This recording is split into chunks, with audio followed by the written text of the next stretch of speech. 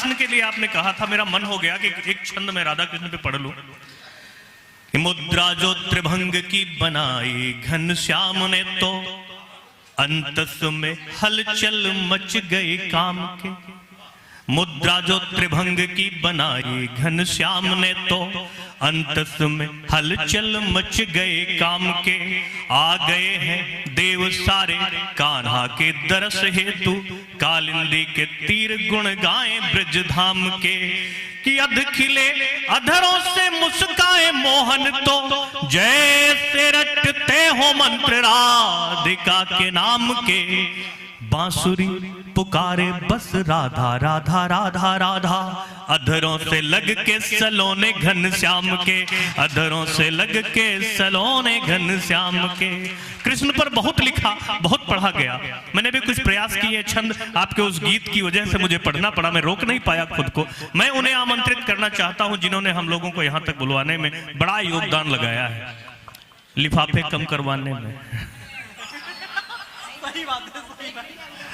पहले से तारीख बुक करवाने में, कई सारे कामों में उनका योगदान रहा।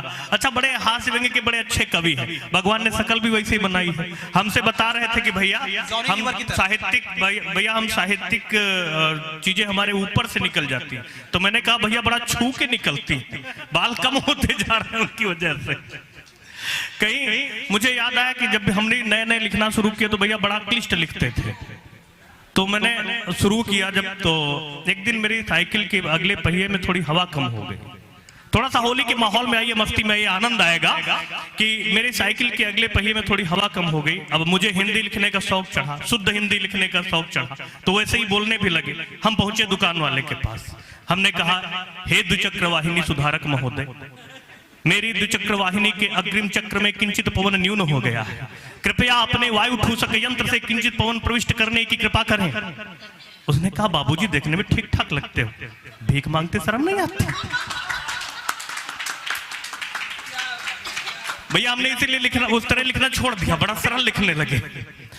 हुआ ये, आज जब मैं बताया राकेश भैया ने कि हमें यहाँ पहुंचना है, हम स्टेशन पे आए, बड़ा नाम है इनका, वहीं से पूछो तो पता चल जाता कहाँ रहते हैं।